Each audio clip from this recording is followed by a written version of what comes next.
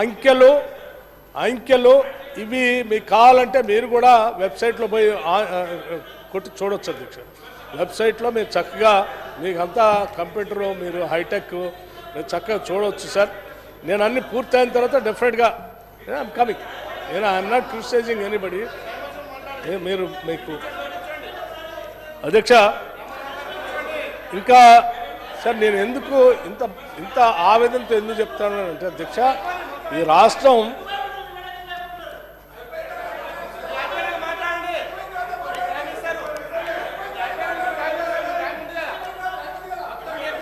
అధ్యక్ష నేను ఎందుకు తప్పనిసరిగా ఇస్తాను అధ్యక్ష, మీకు క్లారిఫికేషన్ ఇస్తాం, డెఫినెట్గా మాట్లాడవచ్చు అధ్యక్ష, డెఫినెట్గా ఇస్తాం అధ్యక్ష. నేను ఎందుకు ఇంత చెప్తా ఉన్నానంటే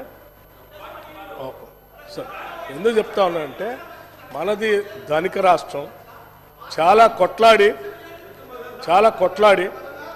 దశాబ్దాల పోరాట ఫలితంగా తెచ్చుకున్న రాష్ట్రం, ధనిక రాష్ట్రం. దేశం అంతా మనకెళ్ళి చూస్తూ ఉంది. ఈ రాష్ట్రం తెచ్చుకున్నారు, వీళ్ళకి ఇంత ఆదాయం వస్తూ ఉంది, ఎంత బాగా అభివృద్ధి చేసుకుంటారో వీళ్ళు చెప్పినటువంటి హామీలు అన్నిటి ద్వారా ప్రజలందరికీ సింగిల్ బెడ్రూమ్ నుంచి డబుల్ బెడ్రూమ్ అవుతాయి. భూములే నిరుపేద ప్రజలందరికీ 3 ఎకరాల భూమి వస్తుంది, లక్షల ఎకరాల్లో నీళ్లు పారుతూ ఉంటాయి, అందరూ బాగుపడుతూ ఉంటారు. రాష్ట్రం అంతా ఎదురు చూస్తారు, దేశం అంతా చూస్తూ ఉంది.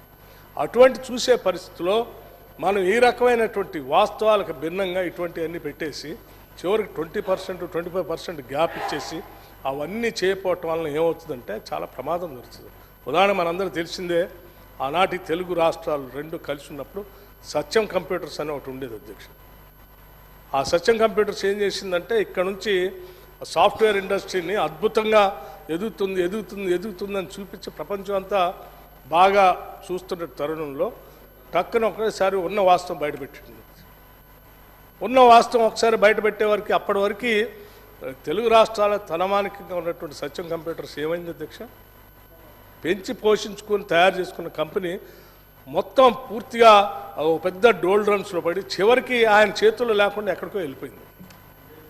అంత ప్రమాదకరమైన పరిస్థితుల్లో నెట్టివేయబడి ఉన్న వాస్తవాలకు దూరంగా మనం భ్రమలు కల్పిస్తూ ముందు తీసుకొని పోయి లేనిదంతా ఉన్నట్టు చూపించుకుంటూ పోతే చాలా ప్రమాదకరమైన పరిస్థితిలో పోతాం. అలా పోకుండా ఉండాలనేటువంటి ఆలోచనతోనే మేము ఉన్న వాస్తవాన్ని జాగ్రత్తగా బయటకు తీసుకొని వచ్చి ఇగో మన ఆదాయం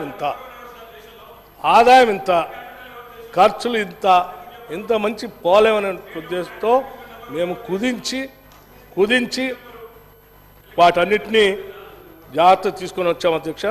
మీరు దయచేసి తప్పు కాదా ఇది చూపించడం వల్ల ఏం చేసాం అధ్యక్ష, 10 ఏళ్ళ నుంచి బీసీ మైనార్టీ కార్పొరేషన్లో లోన్లు ఇవ్వలేకపోయాం, బీసీ కార్పొరేషన్లో లోన్లు ఇవ్వలేకపోయాం, ఎస్సీ ఫైనాన్స్ కార్పొరేషన్లో లోన్లు ఇవ్వలేకపోయాం, దళిత బంధు డబ్బులు ఇవ్వలేకపోయాం, హౌసింగ్ డబ్బులు ఇవ్వలేకపోయాం, 3 ఎకరాల ల్యాండ్కి భూములు ఇవ్వలేకపోయాం, గొర్రెల పెంపనైన డబ్బులు ఇవ్వలేకపోయాం. ఇట్లా చెప్పుకుంటూ పోతే అనేక చివరికి రైస్ సబ్సిడీకి ఇవ్వాల్సిన వాటికి కూడా ఇవ్వలేకుండా పోయాం.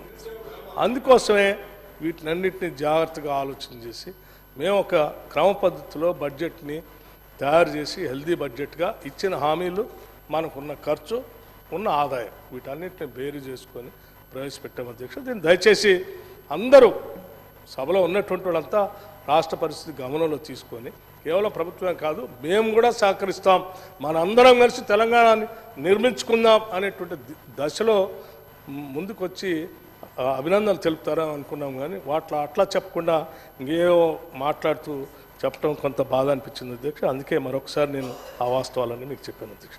అట్లాగే కడియం శ్రీహరి గారు ఇంకో మాట కూడా మాట్లాడారు.